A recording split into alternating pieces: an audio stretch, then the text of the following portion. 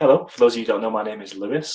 I work for Soundcuts, who have released the fairly popular audiobook Far Cry Rise of the Revolution, which you've probably seen advertised everywhere. It's a fantastic piece of work. It's been super well received from a really popular franchise. Myself, I'm currently working on an audiobook from a AAA studio, but I can't say more than that, unfortunately. However, I have worked quite closely with the team that worked on Far Cry, and they have done incredible work on this, and I'm just wanting to share the experience of what I've learned and how we got from having just this script and this idea to having something fully functioned at the end of everything. I'm hoping that this short crash course will help you out a lot.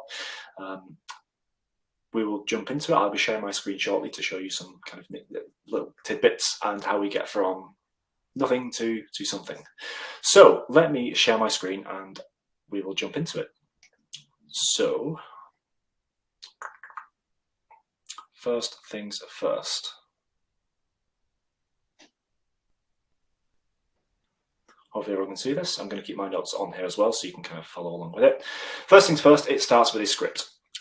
In this instance, I've just used ChatGPT because there's no better writer, as you will soon see in the script, than AI. It is incredibly thought-provoking and deep, and I struggle to find media that humans can replicate to this extremity, to be honest with you.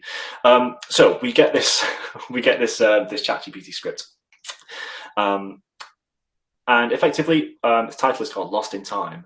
It gives you a list of the characters: Emily, Professor Anderson, time traveler, robot assistant, all with kind of brief descriptions of who they are, and a rough setting with what's kind of happening at the time. So the script in itself, I was lying, unfortunately. It's terrible. The whole concept is this gang of hoodlums are trying to travel through time, and then the professor goes to take them through time, but suddenly a time traveler appears here, dressed in peculiar clothing, wearing a hat to conceal their face. And he says, "Oh, I might be able to help you with your time traveling." They travel to an ancient civilization, and a time traveler says, "Oh no, we're not here to cause any harm," because they get provoked, and then they go back, and it is the least thrilling of roller coaster rides you've ever seen. Anyway, we start with a script. I'm getting slightly off the topic here. So we have this concept going on, and we need to first things first understand the script in itself. So that was a brief rundown. We've got a few characters here with, as we mentioned previously. For me, I like to kind of understand the character in a little bit more detail before I can go into this with any sound design. For instance, taking Emily, all we had was a curious young woman. In my eyes, it's quite energetic, excitable, and quite fast with her movements, which we'll get onto later when we're discussing Foley. Professor Anderson here is a brilliant scientist. He's very frantic and chaotic, but brilliant. Very similar to the Doc in Back to the Future, just this kind of frantic, lots of movement, never stopping. Time traveler, I'd imagine to have like a really deep voice, quite slow, really suspicious, with kind of a trench coat almost. The robot assistant, my immediate inspiration was Claptrap or Yes Man from Fallout New Vegas, if any of you are aware of that. So this is just a basic overview of the characters. I think understanding them fundamentally will help you design sounds for them later, because you can visualize them a little bit better, see if they're wearing any jewelry or their size, if it's described in the show, which in turn affects certain things like footsteps or how fast their movements are going to be. So I think understanding the people to start off with is number one. Secondly is the emotion of the scene. In this thought-provoking script, there's not a whole lot of emotion, to be honest with you. The latter part, when the time traveler arrives, is a little more mysterious. So understanding that things are a little bit uneasy, people are going to be a bit tense and at edges with each other, would give you a good idea for where music could come in and have this kind of tension-building strings, for example. So understanding the emotion of a scene would be really crucial throughout all of this, and the environment as well, which kind of ties in with the emotion of the scene. So before you start anything, I think understand the concept purely on this is so important before you go any further, because that's going to just basically initiate everything from this point onwards. If you don't understand the scene too well, the work isn't going to reflect that, because you want to get a good grasp. So we have our script. We've been given a script. What happens now? So this will usually go to the audio director, and they will effectively need a bit of help getting it up and running, which is where we come in. So first things first, we need to import this into a database to give us some file names, some kind of order to this script, which is just words on the page. I've made one earlier, which is super, super handy, and I'll tell you kind of how I've made this. So I've just used Microsoft Excel. Thank you for that cool pop-up. That was really, really fun. And with sound cuts, we have a few nifty tools, which I'll tell you about very, very briefly. First things first, we have to set up a couple of columns. So first thing is the character. And this is arguably one of the more painstaking things is we'll take the character themselves. Let's take Emily here, insert their text here with who are you and how did you find us into the second column here with text. And we're just going to associate it with the episode and location. We do this for every character, and this gives us a really nice order of everything. Everything's kind of systematic. It's very easy to track and trace. So when the audio director goes into the sessions, they can just see these lines, tick them off in the next box, onto the next one, tick them off, and it just creates a lot of order and organization for everybody, which I think is super handy. Hello, everyone else. John again. Hello, Kingsley. So this is really, really important, and I think the extra more things you can do to make it easier to understand, for instance, adding a different scene here. We're quite aware that the lines 16 to 30 are going to be completely separate. In terms of recording, there's going to be a different scene. Going back to the emotion we said earlier, there's going to be a little bit more emotion throughout, or maybe even more tense because there's somewhere they don't know. So the characters or the actors will be saying things in a slightly different way. So once we've imported everything into the script, there's a little tool that we use at Soundcuts here, which is a file prep tool. And what this does is it takes these particular orders of character, text, episode, and we've got a little button here that says add file ID. We'll pop in the project, in this case Lost in Time. We'll just give it an abbreviation of LIT. Pressing enter, and it automatically creates a list of file names, which are super useful because when the actors come to record, we can associate these file names to them and then import them in to Reaper a little bit later, which I'll show you how to do. So brilliant. Lewis, we've got this database of text and letters and stuff. Tell me when people actually start talking so I can understand, because I like noise. I'm with you. I want that too. So next thing is we find the actors who fit their roles. So let's take Professor Anderson, somebody who's brilliant, a scientist. He's very frantic. He's very chaotic. In my eyes, I had like a German voice in mind. I thought that would be perfect for it. So where an actor or where an audio director would normally go out looking for actors, I've used something slightly different. I've used Soundly's AI tools just so I can get a bunch of voices without having to pay anything for the sake of a talk. In any other case, you want an actor that's understandable and good to work with, but that's another talk. You should check out Adele Footing's talk, which was on the first week of Aircon. That's perfect for this kind of stuff. So we find the actors that fit the role, and then we record them in a suitable environment. Ideally, you want them in a studio there with them so you can give live feedback. However, with COVID and everything happening, a lot of people work from home and have got recording booths they can work with over Zoom, and they'll deliver a batch file. We'll chop it up and assign these letters here, or these lines here, to the relevant people. So we have a list of dialogue. So that will give us something that looks a little bit like this here. So we have all these different voices here. Again, these would normally be recorded by a person in real life. I've just used Soundly, so you hopefully should be able to hear this. Who are you? And how did you find us? Iconic acting, really, Oscar-worthy. And with Professor Anderson. We must proceed with caution. But if they can truly aid us in our exploration, it might be worth the risk. Just double checking, can everyone hear that? I hope they can, otherwise that's just dead air, unfortunately. But yes, so we have this list of dialogue. What will normally happen at this point is we've got this raw dialogue and we will need to edit them. So what do we do to edit? Well, I've done 2 examples of my own voice because it's pretty important to hear a realistic voice of what's going to happen. I personally use RX, which is, if you're not familiar, is an audio editing software which is quite precise. So as these examples, I'll show you. This is my voice. Your clothing's unlike anything we've seen before. Are you spies? Terrible, but we're going to make it better.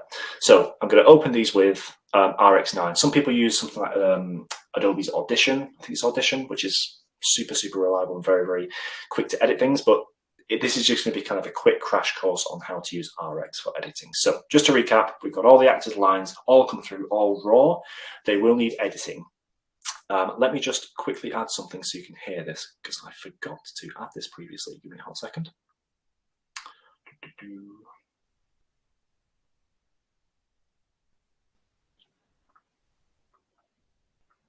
Hooray, there we go. So now you should be able to hear this. So what is this that we're looking at if you've not seen this before? This is a spectrogram and a waveform on top of each other. You can choose whichever one you want to go for here, just a waveform and a spectrograph.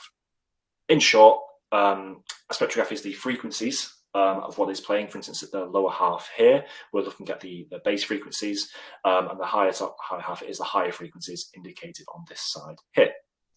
And with humans, we tend to have we have a lot of bad tendencies to pop and click with our vocals, and I'll show you an example of that. Pops and clicks are usually highlighted with these tall, thin lines here.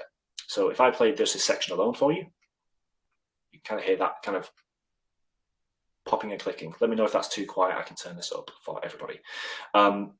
So with these pops and clicks that we have here, which are natural in the voice, we need to go through and kind of clean them up, make sure this audio sounds as good as it can do, as if someone's in your ear and you don't want to hear any kind of odd, weird noises. So in this instance, what I would do, I would chop off the ends. So I'm going to highlight this end part. I've got my little key thing here so you can kind of follow with what I'm doing. Pressing Command and X, if I select the program, Command and X just chops that ending through. So I have moved toward the end, and I'm going to fade in this ending with another keyboard shot like that I have, which is just F, and that just gives a nice gentle fade in. So now I've removed all the dead air at the start, and it's going to come in straight on the line. Halt. Who are you and what is your purpose here? Which is super handy. Now I'm going to go through individually. You can, in some instances, select the whole file and do this process. However, I find that RX isn't as smart as it thinks it is, and gets rid of some of the important things like P's and B's off words, because it identifies them as a pop and click. So I will go through and manually listen to and find any of the pops and clicks. In this instance, Halt. There's one slight one here that I can see. So I'm going to use the module chain here, and one of them is the mouth declick, which is here. I've got my settings pre-saved, and I've got a shortcut which is Shift and D, which will basically remove the click there. And I'll go through and Who are you and what? Listen to each part and just make sure they're gone just by using this declick. It's generally very, very reliable, but always listen to your work after you've done it, of course. Who are you and what is? So one here, one here. Who are you and what is your purpose here? Not too many there. Generally sounds pretty good. One more try. What is your purpose here? Sounds pretty good to me. The only one that did stand out were these two here, which I can still hear. So there's a more extreme version of mouth declick, which is just declick, which is here. Now, I've set this one to be as quite harsh because mouth declick, whilst it does a good job, declick is a lot more brutal and will just kind of get rid of anything. So in instances like this, I've got this shortcut set up to just D instead of Shift D, which should get rid of most of them. If it doesn't, in this case, it didn't, it's just silence. So I'm going to highlight it here and insert silence, which my shortcut for this is Shift S. Just gets rid of it. So now we've got this lovely... Halt. Who are you and what is your purpose here? Lovely sounding audio clip. And I'm going to trim the M's again, just here. Just going to go cut, and I'm going to fade this out with G. So now we've got a usable audio clip here. So I'm going to save this with Command S. That's now saved. And then I'll move on to the next clip. And this is a bit of a tedious part of the process, but it is necessary. And audio files sound so good when they are done like this. But yes, it can take a little while. As an example, I'll just show you, I'll just cut this side here, usually just what we call top and tail. So I'll cut the ends off of each one, add a little fade in, have a listen, and declick as I go. Your clothing's unlike. So click there. Clothing's unlike anything we. There's another line here, as you can see. So I'm going to declick here. Clothing's unlike anything we've seen before. Slight click here as well. This will all come with time. If you're not too familiar with this, it does take a bit of time to start listening to the clicks. But when you start listening to them, you can't get away from them. And sometimes you fall into the trap of just trying to find any little line that you can see and thinking, oh, that's definitely a click, I'm going to remove it, or I'm going to remove this, and just eventually start tearing it apart. But take your time with it, and you trust your ears more than anything in this process. See before. There's a pop and click there. Here too. In this case, I can still see it. It's a little more severe, so I'm going to use the declick module. Or, you spies? One type one there. Are you spies? You spies? So here with the letter P, if I was to use the declick here, or the declick here, You spies? it kind of removes that emphasis on P. So in short, that's how you would kind of dial get it if you are not familiar. I'm going to cut off the end here, and I'm going to add a nice fade in. Lovely. I'm not going to do the rest for this, all of these AI ones, because that would be super tedious and everyone would leave. So I'm going to quit out of RX now with my newly saved files. So just to recap, we've got all our files. We would go through and do this RX process, make sure everything's nice and tidy, going through it individually, ideally. That way you're going to get the best quality of results. This also includes removing any background noise, any plosives, any low-end hums or anything, what have you. That's pretty crucial for all of this. Just a crash course in RX. Now, we've got all these dialogues. What do we do with them? So first things first, I use Reaper personally, and I will be using Reaper for this tutorial. And I just throw everything in because it makes life so much easier just to go, okay, here's all my files in one place. Now I can sort them out. Now, if you remember back to the naming convention that we had earlier, we had the name of the title, the episode number, scene and character. Now this next part is really easy for splitting people apart in terms of separating. Instead of having this mass of sound, we want to split it so we've got all the different characters in different rows. It's going to make it a lot easier to manage in terms of leveling and in terms of effects if we need to apply them. So the easiest way to do this, I press Command B to get up all our media items, and I just search for the name. So in this case, let's search Emily. We have all the Emilys here. I'm just going to grab all of them and try that again. Grab all of them. Boop. There we go. That's Emily. Do the same again. Let's do it for the robot. Grab those two. Oh, grab them all. Boop, robot. This goes on until we have something that looks a little bit like this. So we have now got all of our audio files all edited. I need to change that back to guard 1. Give me 1 second.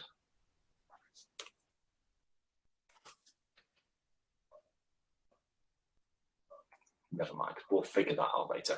You come up with something that looks a little like this. So we've got all our separate characters, and at this stage, I like to listen through to all of these takes and try and make it so it's as if it's a real conversation, because people are going to have unnatural pauses between things and you're going to want to have a bit of a gap. So if we have a listen through to this conversation between Emily, Professor Anderson, and the robot. Professor Anderson, are you telling me that this machine can actually travel through time? Yes, Emily. After years of research and experiments, we finally created a functional time machine. Affirmative. Time travel is now within our grasp. This is incredible. Imagine all the places we could visit, the mysteries we could uncover. Indeed, Emily. But we must exercise Time travel. And as you can see, it all kind of works a little bit there. The next stage would be just having a little bit more organization. So labeling everything off here. So in this case, we've got the lab as one region. This is just telling us this is the scene that we're in. This is a lab scene. This is the old village scene, and this is lab scene a little bit later.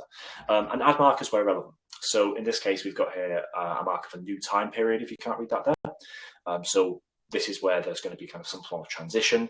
The time traveler stepping forward, footsteps closer and approached by guards, and guards arrive and what have you. So all these different markers that indicate things. And again, you can always refine this in terms of moving dialogue left and right wherever you need to. So here we've got a nice organized session, which is super, super handy.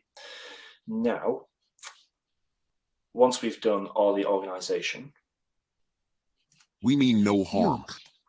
We move on to the interesting part. So we've got all the dialogue out of the way. All dialogue sorted, lovely, it's in place. We just need to build the world around it now, which is quite interesting. This is the fun part. So I'd split this up into 3 different things. The first one is ambience. Now, ambience can be tricky when you've not got anything visual on screen. For instance, if you're watching a film or you're watching a TV show, you've usually got a visual cue. Audiobooks, you don't have anything, so you kind of have to take the script and make it your own and be a bit more creative what you're thinking. In our instance, we're going to be looking at the Old Village for this whole tutorial. So in the Old Village, it didn't really say anything specific. I took it as kind of a medieval village, so I simply just searched medieval village, and this is one of the first results that came up. Choose anywhere that you like, anything that's got kind of a lot of cues. For me, it was the horse was here, there was a blacksmith nearby, there's trellises over here in a different distance, all sorts of things that can be like picked up on if you're in that scene. So that was my reference picture, and highlighting what can be used is really, really good practice just in general for this kind of thing. So next we have to get some sources. For myself, I use Soundly for this just because it was the easiest to have at hand, and will be good enough for the tutorial to play. However, feel free to kind of capture your own ambiences when you go out there. If you want to go back in time and visit a medieval village, that would be a great way to capture real references or real ambiences. Otherwise, you could use modern day resources. So normally I would split these out when searching for ambiences. I would split them up into a few different things. I pop onto Soundly or my sound effects library, and I'll just find a few things that I think work. So in this instance, I've got a few different ambiences here. Here is just a market and crowd. I'll play this one first.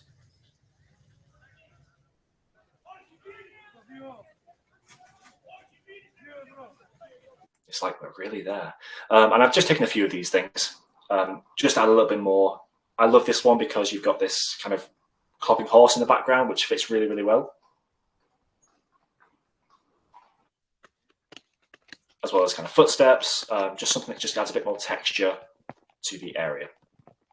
Now, one thing I want to mention is be aware of the source that you're using, especially in older set things. Take a look, listen to this one here.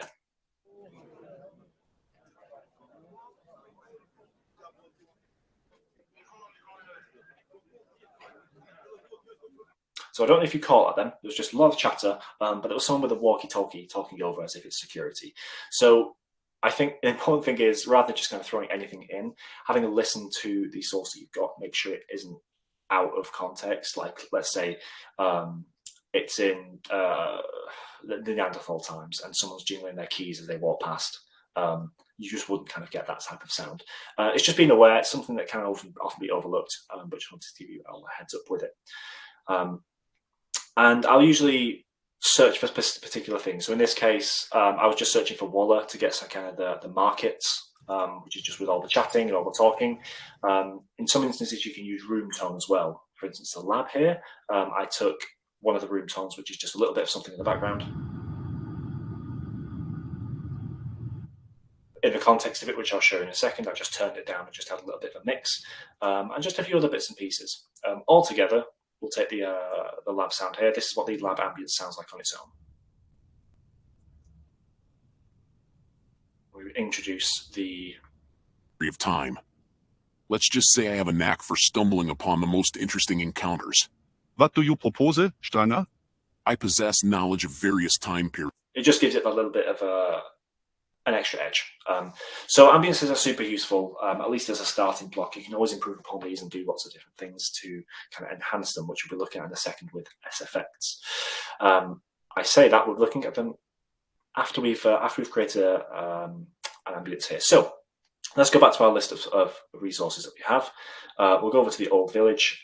Personally, for me, once I've got a good list of things, I'm going to exclude that top one because it has the walkie-talkie in there. I'm just going to throw them all in for now. I'm going to work on it throughout Reaper. So insert the media, I'm going to insert them as separate tracks, so they're all kind of overlapping.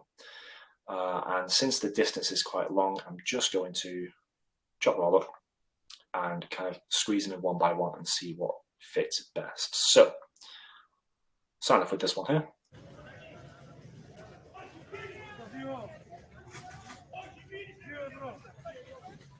Nice ambience. I'm going to turn it down a little bit because I think it's a bit too much.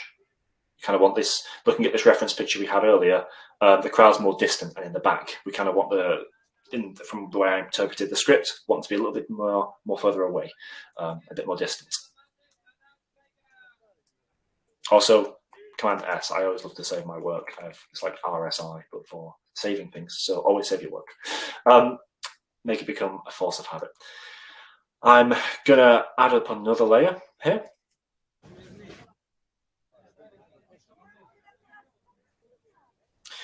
Now, you can sometimes play back with the panning. In these two recordings, they both sound okay in terms of their stereo field, so I'm kind of going to keep them as they are and just kind of mix them in so they blend quite well, so there's almost like a crowd going on. Add something else with the carriages.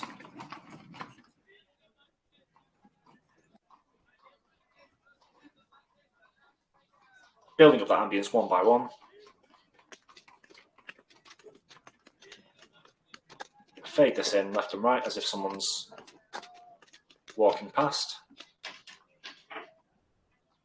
I'm going to pan this slightly to the left as well. I'm not sure if you can hear panning because the streams don't support it, but just to give you a little bit of a sense that there's someone nearby walking past you. So far, that's pretty good. I'm going to see if we need the other two.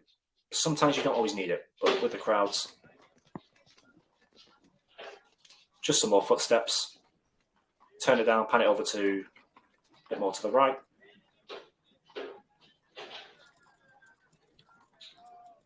And in this instance, we've got a stroller going over cobblestones, which could work quite well with the horse that we've got in here and the horse and carriage.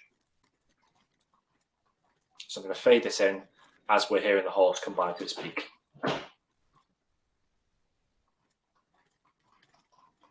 Blend the two.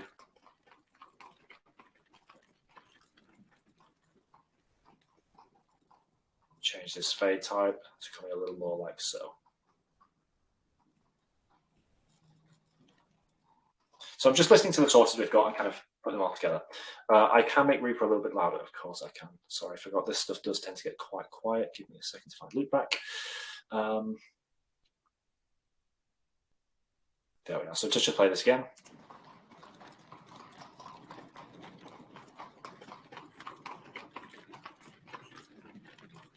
Hopefully that sounded a little bit better. Now with all our ambiences together.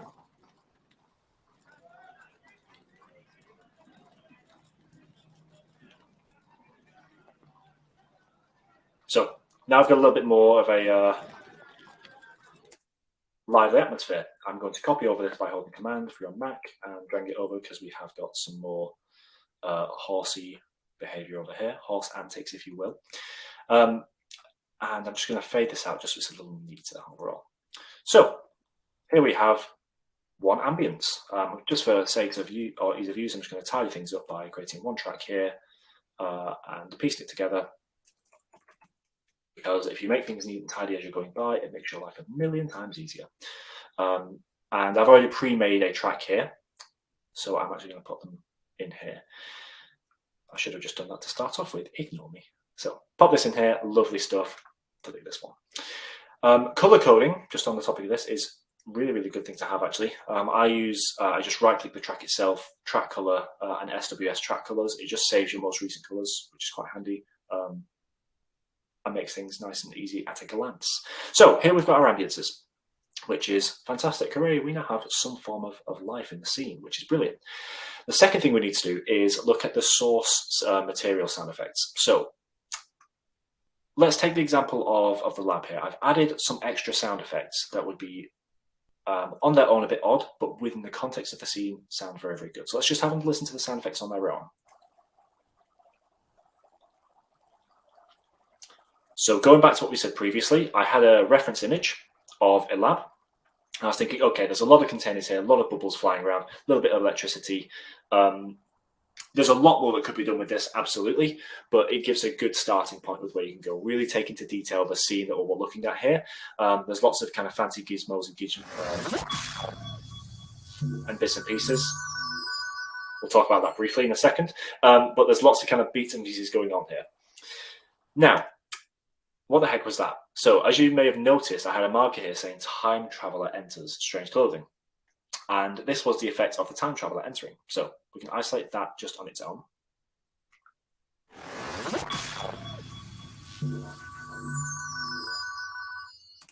Just using a few different layers. Now, just for time reasons, I've only used Soundly and just pulled something from this, but you are always welcome to explore with in terms of sound designing this and creating something with synths and playing around to your heart's content to create this super wonderful sound.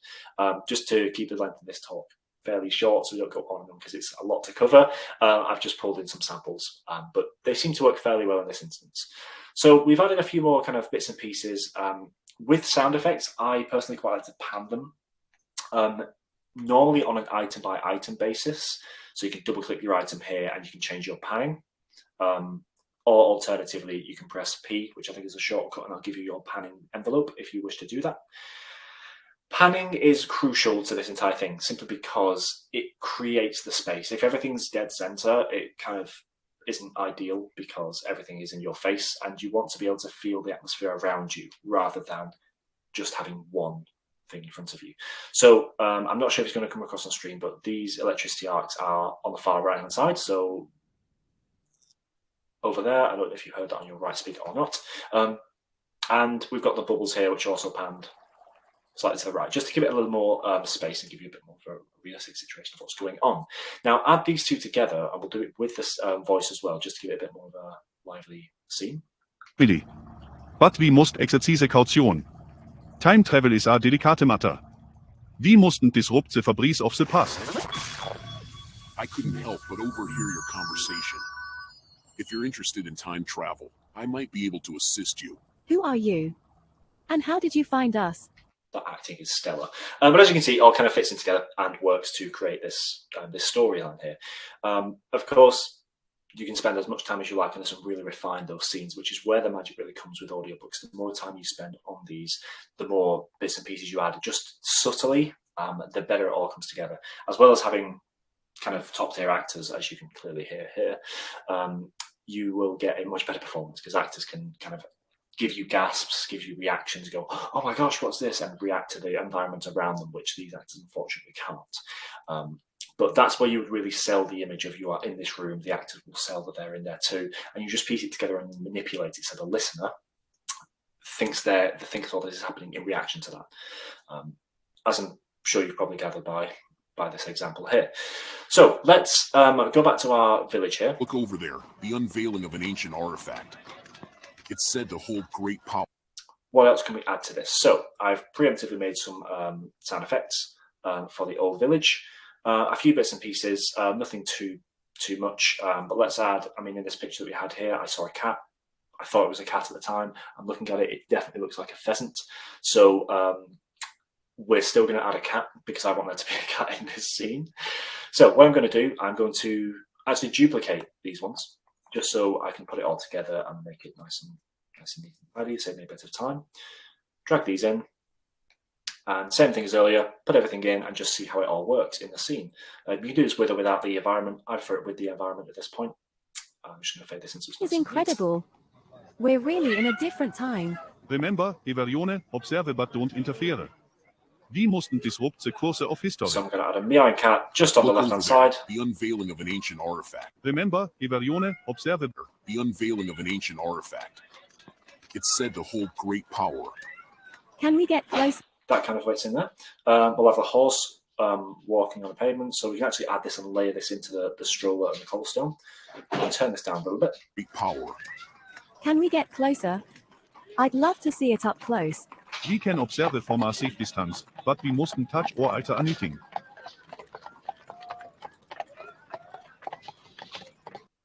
Now, to really sell this horse going by, I'm going to open up my panning envelope here. Can you explain the difference between ambience and source material sound effects? Yes, I will do. Give me one hot second. I'll just pan this through. So I'm just going to hold command, choose these two here. I'm going to really sell it by kind of just panning with a bit of a volume envelope. I'm going to bring it in from the left side. I'm going to have it coming into the center and then walking away again. With a fade in, this should be quite convincing. Can we get closer? I'd love to see it up close.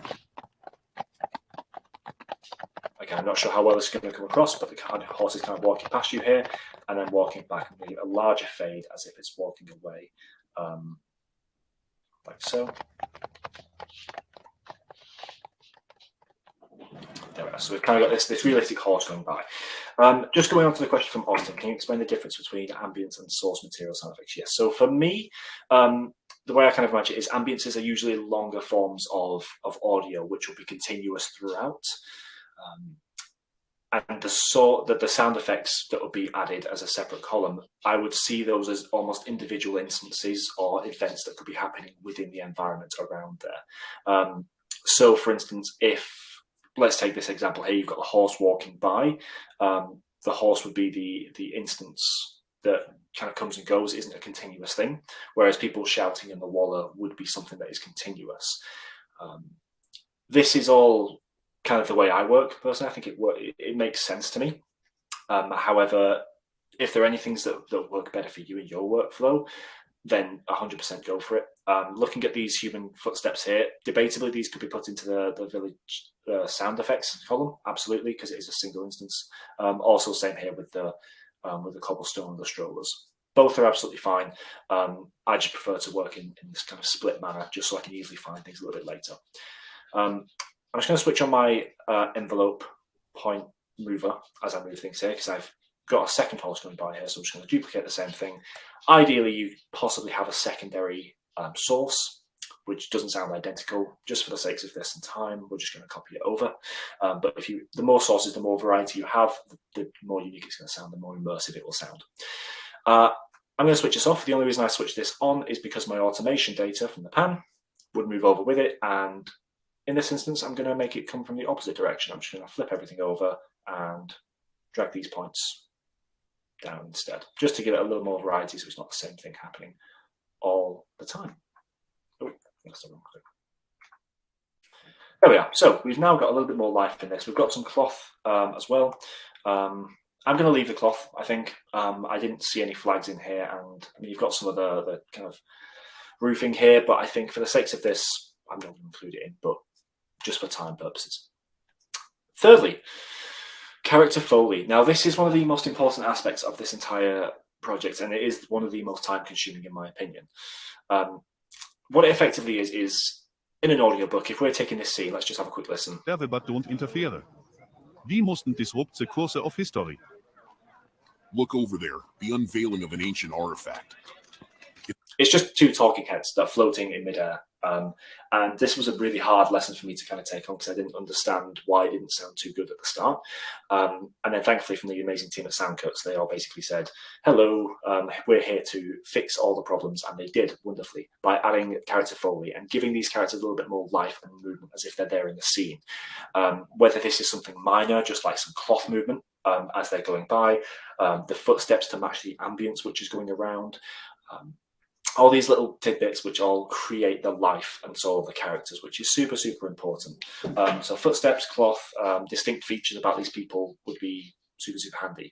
What we're going to be doing to have a look at this, we'll be looking at the soldiers or the guards in this case, and designing foley for them so it works for them basically. Before we do that, I am just going to quickly figure out why this isn't working. I think it's because I have to put .y at the end of this. Then, hooray, it is there. Great. So, we're going to use the guard voices that we had earlier. I know, this is like the worst acting ever, but it's better than AI, debatably. Halt. Who are you and what is your purpose? So we've got my voice coming up there, and we've got a marker here saying footsteps closer, approach my guards. So what we're going to do, normally we would look through our sample libraries and have a look at something that would be fitting for these. I've preemptively done this, again, using Soundly, not sponsored, just really like their software. It's bloody good. So I will have a look. Where have I left my aspects? Foley. So I've got a separate folder here for Foley. Just whilst we're here, some stuff for the robot as an example. I just kind of picked out a few sounds before this. Servo, just some wheels. This is more servo stuff. And then wheels here. You can chop up and manipulate as if the car is, as if it's moving up and down there with the servo sounds. In fact, let's tackle that now. Let's just drag these two in on separate tracks again. I'm going to close this down to make it a little bit easier. And I've got a little tab at the bottom, which is for Foley. So I'm just going to drag these all the way down and pop this in Foley. Now, for Foley, I like to do it on a character by character basis. So I'm going to create a new track by double clicking. I'm going to name this Robot Assistant. And I'm going to put this inside just by dragging it onto the Foley window here. So this is now one character, and I'm going to drag my 2 source materials and put them inside there. So organization is super, super important for this kind of thing. And I'm just going to quickly make, with these samples, a rough idea of a moving robot. Just by chopping up samples. I'm going to speed this one up a little bit because it's a little bit slow by holding down Alt.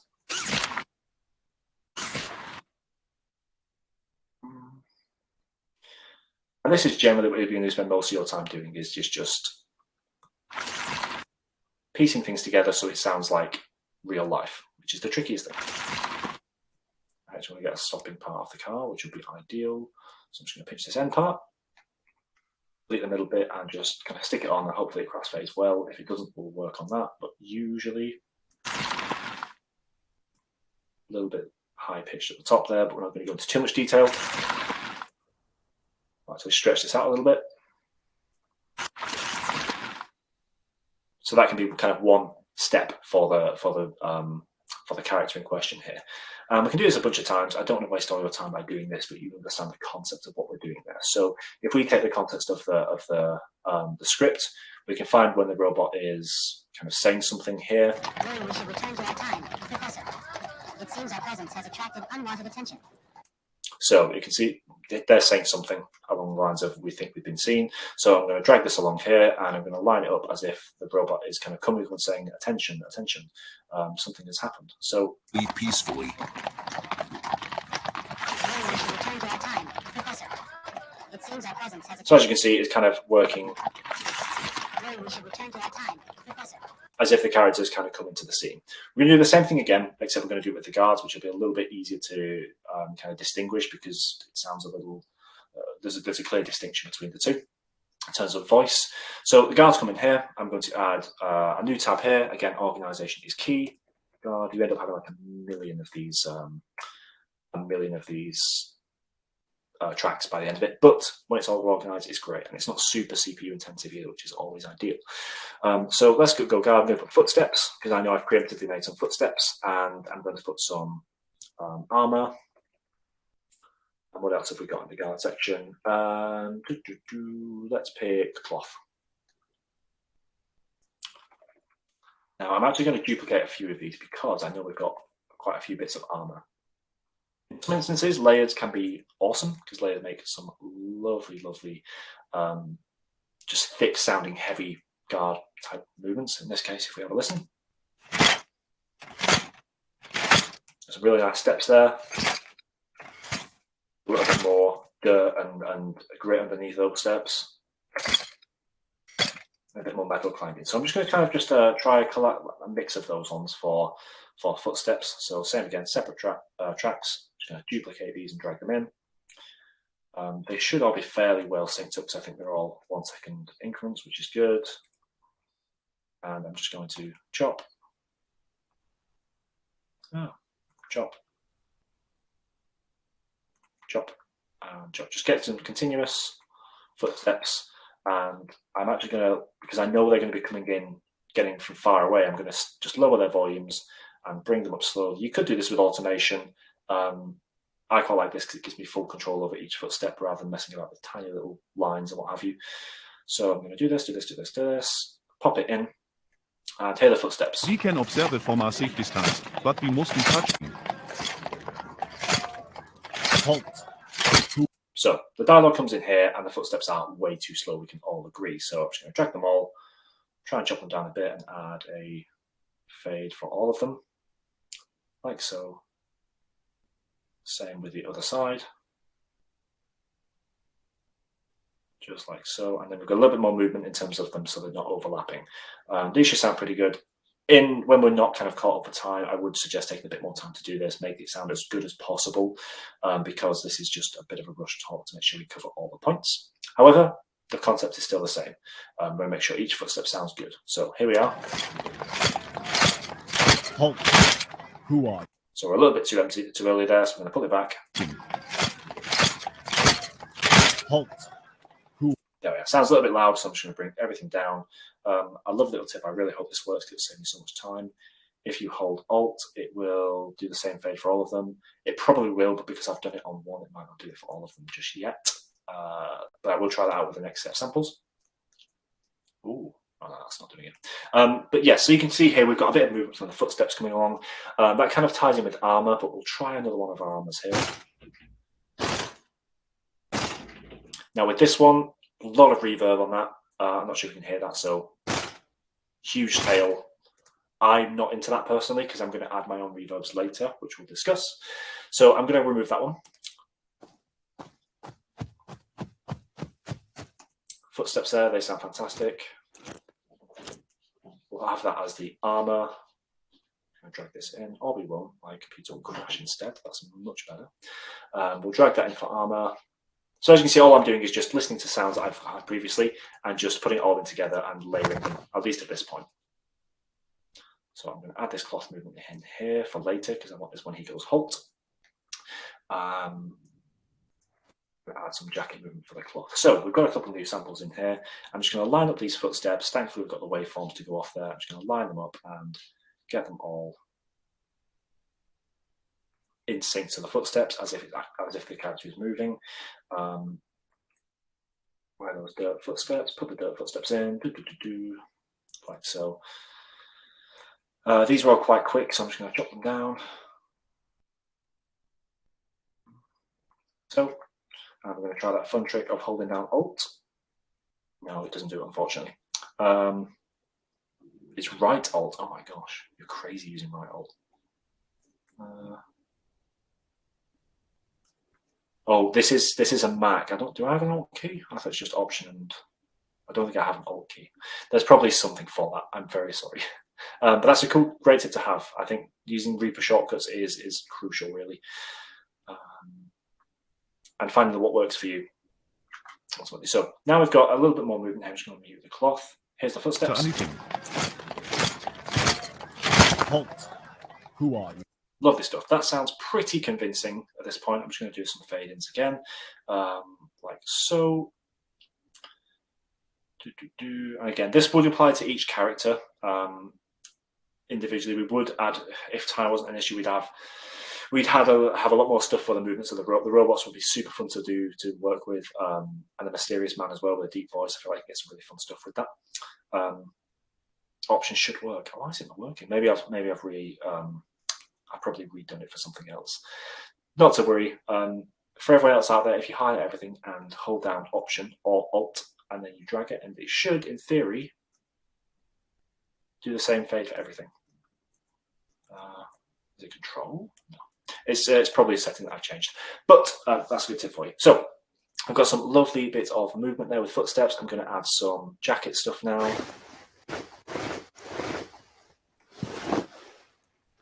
Just chop them all up as I hear them.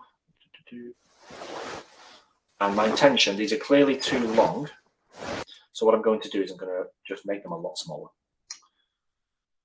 Just by holding down Alt. I think this, maybe my Alt thing has just changed for this, but in effect, it's going to hold down Alt and it should shrink everything down, change the play rate of it.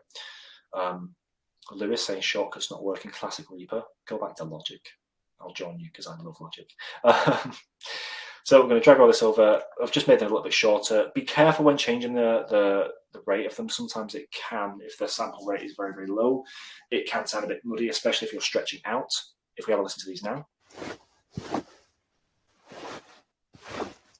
They don't sound too bad. I can probably go a little bit quicker with them, to be honest with you. However, I think they're going to sound for what we've got here. So click and drag, pop this here, and then we're going to have our big cloth movement of halt in just a second. So here's what we have so far. Fade this in meticulously. Like so. Anything. Halt. Who are you and what is your purpose here? Turn this up again because it's not fitting with everything else. So, in short, Halt. Who are you and what is your purpose here? We have made a guard there. And what we ideally want to have is, whilst having a conversation, once you've done all the hard part of them moving to there, you want to have something continuously going on. So they'll be maybe shifting their weight to and from, or they're moving their arm and their chainmail is kind of rubbing. So something like just to show that they're still present. That was the biggest bit of the biggest learning curve I had personally. Is you've got the character there, they need to still exist, because remember, the listener can't imagine what you're imagining right now. You've got to force them to imagine that there's still movement there. So we can take a few other, just like a few slight jacket movements that we've had there. We've still got these ones here, so we can just kind of add them in, sprinkle them in. Ideally, you would record these yourself because you can tie it to the session, which would be perfect. We can have a little bit of armor movement as well. What I'm going to do is I'm just going to take the ending of these, Stumbled upon. some slight bits of movement. In case we've got this here, so something like this, which is a little, ideally something a little smoother. So as they're moving and shifting their weight, you get this. We're mere spectators, curious about the wonders. A little bit of movement as they're existing. So this is probably the most difficult thing to get right. And it does take a little bit of time, and it takes a lot of layers and a lot of imagining you're there and being in that room with them to get these types of effects. So whenever you're working on a project like this without any visual stimulus, using your imagination, using these reference pictures here would be so important, because aside from the ambiences around you and the specific events going on, the subject at hand, the people that are speaking, are probably the most important part, because they need to feel like they're there, they're alive, they're in the scene itself. Okay. So that's a brief look at character Foley. Now we are coming up toward an hour, and I want to kind of get this all wrapped up before then. So that's just a rough explanation of kind of Foley and what have you. So hopefully that makes sense. If you have any questions, do pop them. I'll try and answer them. Sorry, I missed a question from Jack saying, for this type of work, are you working mostly from libraries or recording sounds yourself? Ideally, recording sounds yourself. That's the most control you can have if you've got the opportunity to do so. Library stuff is very handy because you can kind of click and drag, but I find a lot of library stuff is very difficult to get into the scene that you want. If we take, for instance, this old world scene, there's a lot of cobbled stuff, for instance, and the materials you're going to be thinking are kind of like old wooden that's going to be kind of rubbing along it. So if you can if there's a cobbled street near you and you can record it, you can record. You can find, let's say, a sample of a horse. You can time it to the sample of a horse.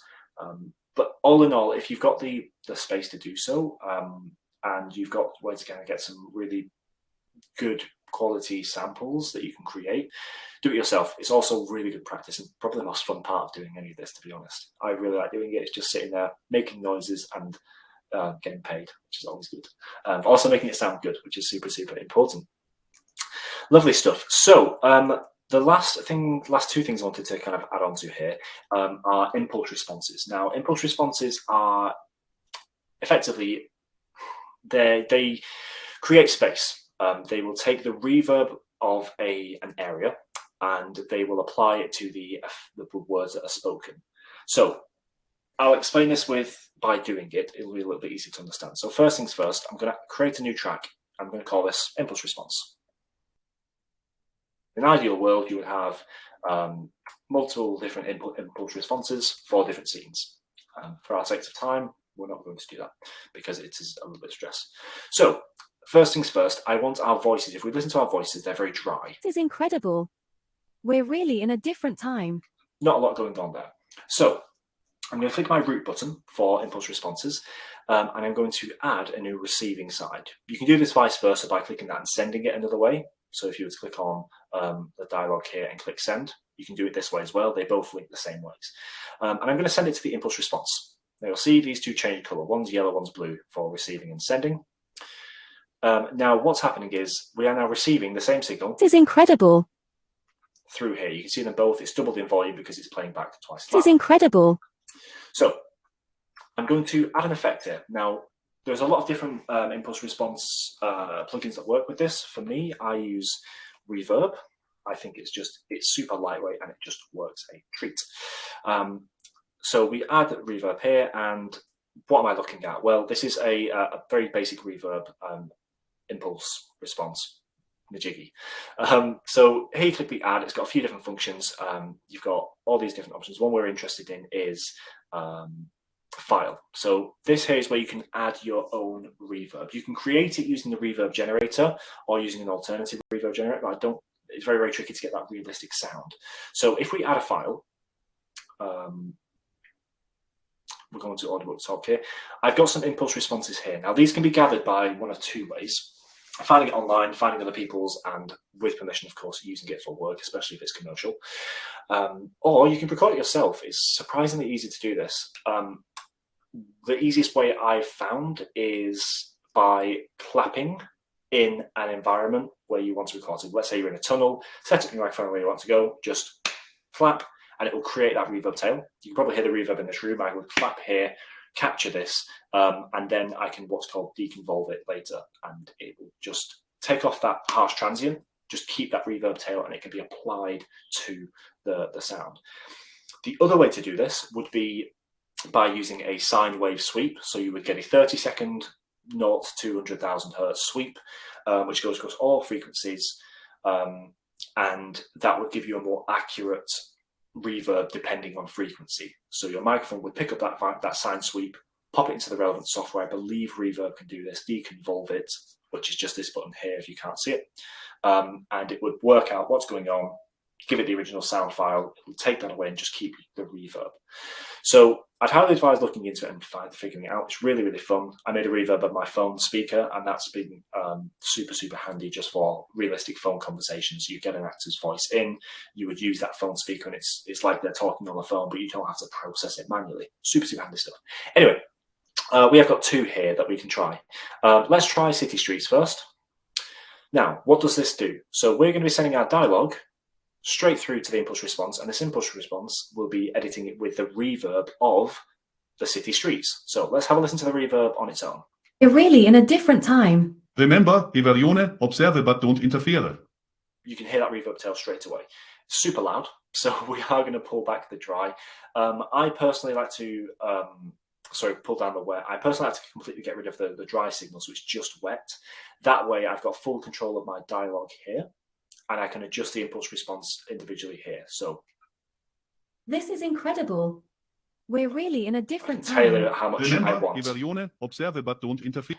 So now this is with both dialogue and impulse response. So this is what it sounds like in context. This is incredible. We're really in a different time.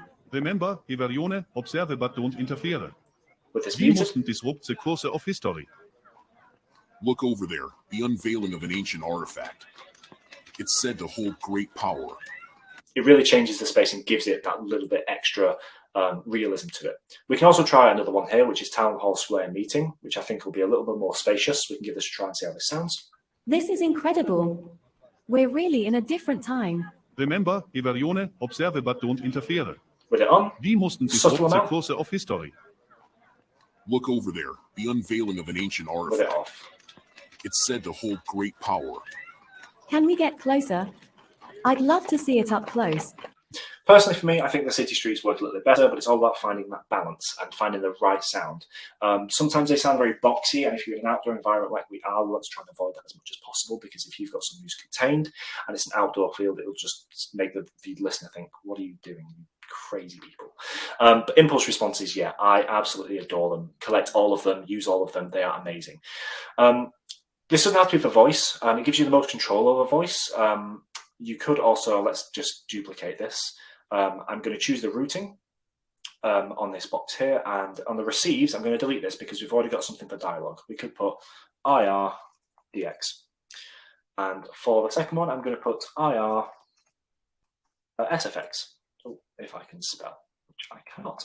So IR SFX, I'm going to choose the routing, and I'm going to get it to receive a signal from scene to SFX, which I can't seem to find. Have I grouped them wrong?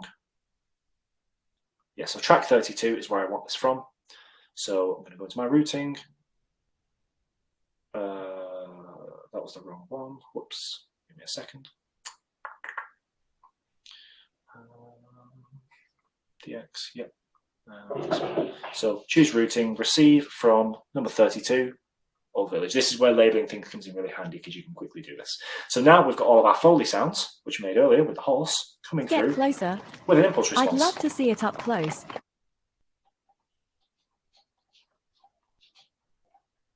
I'm just going to turn this up a little bit because I do quite like the sound of that. I think that works really, really well. Halt. Who are you and what is it? And it just gives you a little bit extra just to make that really open up into this real worldism. Because you are capturing the real world ambiences that people know and can hear and applying it to work that just works great. So we've had a bit of ambiences, we've added some Foley, we've added dialogue, we've got all of this. We've now got together something that's kind of remotely a starting point. Of course, more time and effort in each of the characters, which is, again, super, super important. You really want to focus on the characters and having them be the forefront, and having the Foley and everything's working around them is crucial. The ambiences and everything are a really good starting point, but to really create the life, you want to add extra in for the people. Now, once we've done this, my personal favorite bit is the music. Hooray, because music makes things sound awesome. So, however you want to do it, you can find music online, you can make your own music, always the more fun option. For the sake of this, I've just found this. I feel like I'm on Law and Order or something, but considering the context of going into this new weird place, I thought it kind of works. So throw this in.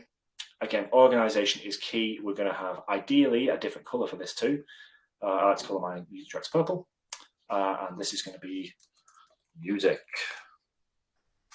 Now we'll add this, squeeze it into the mix, and let's just have a listen and see how this all sounds together. This is incredible. We're really in a different time. Remember, Evarione, observe but don't interfere. We mustn't disrupt the course of history. Look over there, the unveiling of an ancient artifact. It's said to hold great power. Can we get closer? I'd love to see it up close. We can observe it from a safe distance, but we mustn't touch or alter anything. Halt. Who are you and what is it? We are mere spectators, curious about the wonders of this time. We mean no harm. Turn down the cloth a little bit. We've seen before. Are you spies? No, we're just travelers who stumbled upon this place by accident. We'll leave peacefully. And don't forget to delete the things that you had there so they don't play over when you're presenting. Lovely, and that's essentially the core of how to create an audiobook from start to finish. So just to recap everything that we've kind of discussed there. Oh, we didn't talk about mixing. We'll talk about mixing in a second. So we've started off with our script, understand the concept of it, get used to what's actually happening and relate to the characters in the script so you can understand the scene as best as possible, because that's going to impact how the characters are moving, how they're reacting, all these crucial things. So understand the characters. Then we talk about importing it into a script, ideally big Excel spreadsheet, which would be awesome. And then we've got some lines that kind of help you or help the dialogue editor edit and have everything organized. They'll put it all into a big batch processing thing and kind of individually process all of it.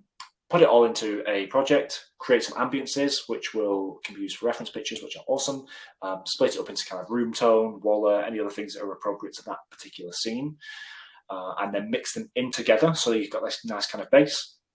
After this, go into source material, or should I say ambiences, sound effects, whatever you want to call it. I personally call it source material sound effects, and you can have these bits dotted around about your ambiences and then mix them in so they all kind of work together. Number 3, add character Foley. Super, super important. This is where everything kind of comes to life. If it's easier for you, you can mute the others or solo your character Foley and make sure that just sounds good with the dialogue first and then add it all in. That's probably a better way to do it in hindsight. Once you've kind of got the base of all these dry signals, give it a bit more realism with the impulse responses. This is the bit where it kind of takes it from, this is okay, to, oh my God, I'm in a real world. So impulse responses are really fun. Look around for them, search how to do them yourself, and record as many as you can. They're really, really fun. But any room, any thing you can think of. I found someone with a guy who recorded one with his mouth. He just put a microphone in his mouth and went, and then it was his mouth. I know, weird, but people can do anything with impulse responses. So whatever you think is possible, it probably is. As long as you get a microphone in there, you can probably do it. Music, optional, but I think it adds a bit more emotion. Depends on the scene. Sometimes if you have a really heartfelt scene, you want music. Sometimes you don't. Depends on the characters, as we spoke about earlier, the emotion. If someone's speaking to their emotionally devoid mother, you maybe want some like tension there. If someone's really, really loving and then suddenly they're not, you want to cut the music. So use that to your advantage. As for mixing, we've been doing this in just a stereo format. A lot of people do this in Atmos or 5.1 or 7.1.4, whatever your kind of take is on it. Mixing usually sent to a team. It's a separate thing. I've not had that much experience mixing. I just kind of mix as I go and make sure things sound pretty good. On some of the projects we've done in the past, I believe with the Far Cry projects, we had this split. So we had all these character moments here. We would take the Foley for the guard. Oh, sorry, let's take the ambiences would be a better option. We've got this shouting people here.